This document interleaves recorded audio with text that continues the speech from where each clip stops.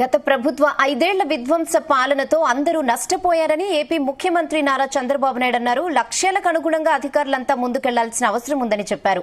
వెలగపూడి సచివాలయంలో నిర్వహించిన జిల్లా కలెక్టర్ల సదస్సులో సీఎం మాట్లాడారు. మనం తీసుకునే నిర్ణయాల వల్ల వ్యవస్థలే మారే పరిస్థితి ఉంటుందన్నారు. మంచి నిర్ణయాలు తీసుకుంటే భవిష్యత్ తరాలకు మేలు జరుగుతుందన్నారు.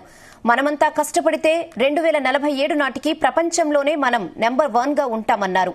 బ్రాండ్ ఏపీని దెబ్బతీసేలా గత 5 ఏళ్ల పాలన సాగిందని, ఒకప్పుడు ఆంధ్ర అధికారులంటే ఢిల్లీలో ఒక గౌరవం ఉండేదని అన్నారు. ఇప్పుడు చులకన భావం కలిగే పరిస్థితిని తీసుకొచ్చారని చంద్రబాబు అన్నారు. శాఖల వారీగా 100 రోజుల్లో సాధించాల్సిన ప్రగతిపై లక్ష్యం నిర్దేశించారు.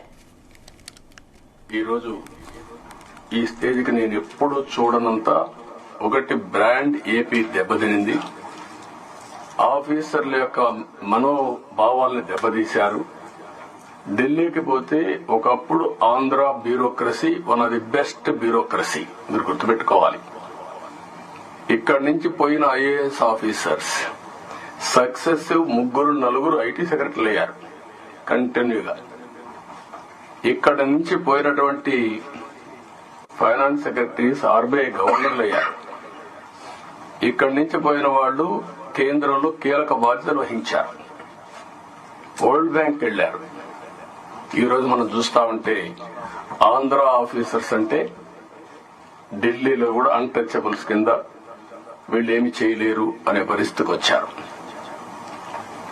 ఎప్పుడు కూడా మనం గుర్తుపెట్టుకోవాల్సింది, నేను ఇంత మునిపే మీతో చెప్పాను, అంటే మన కళ్ల ముందరనే ఇప్పుడు మన వాళ్ళు మనం చేసిన ఇక్కడ ఇంకొక విషయం కూడా మీరు గుర్తుపెట్టుకోవాల్సిన అవసరం ఉంది. దానికి ఎగ్జాంపుల్ మీరు చూసినప్పుడు 1991 ఆర్థిక సంస్కరణలు రాకమునుపు ఇదే దేశం, ఇదే అడ్మినిస్ట్రేషన్, ఇదే ప్రజలు. కానీ బిఫోర్ మీరు చూస్తే భారతదేశం 2%, 3% గ్రోత్ రేట్. అదే ఆర్థిక సంస్కరణలు వచ్చిన తర్వాత కాంపిటేటివ్ ఎకానమీకి దోహదం చేశాం. అక్కడి నుంచి ఈ రోజు 2047కి సూపర్ పవర్ గా తయారయ్యే అవకాశాలున్నాయి. 5th లార్జెస్ట్ ఎకానమీకి వెళ్ళాం. బై 2029 3వ లార్జెస్ట్ ఎకానమీకి రీచ్ అవుతాం. నా లెక్క ప్రకారం అయితే గట్టిగా పనిచేస్తే అందరం డెడికేషన్ తో పోతే 2047కి ప్రపంచంలో నెంబర్ 1 ఎకానమీగా ఉంటాం. లేకపోతే బై డిఫాల్ట్ 3rd లో ఉంటాం. కష్టపడితే కొద్దిగా 2ndకు వస్తాం.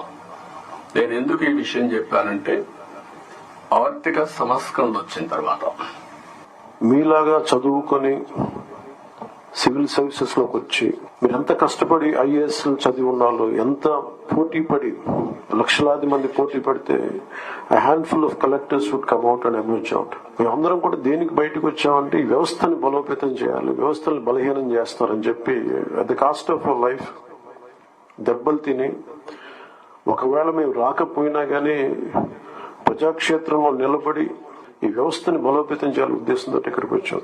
But God's grace and people's commitment, they save the democracy, they brought us into power.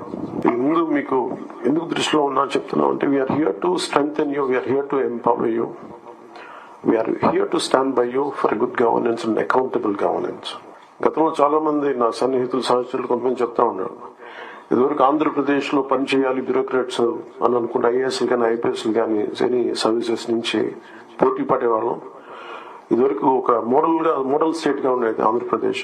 ఇప్పుడు కూడా model state in the last 5 years లో. How not to be. ఒక రాష్ట్రం ఎలా ఉండకూడదో తెలియజేస్తాం. ఒకప్పుడు ఒక రాష్ట్రం ఎలా ఉండాలో తెలియజెప్పింది, ఇప్పుడు ఒక రాష్ట్రం ఎలా ఉండకూడదో తెలియజెప్పిందని. So we want to bring back, to take it back to the old state of under the leadership of dynamic leadership of Honorable CM Sri Chandrababu Naidu.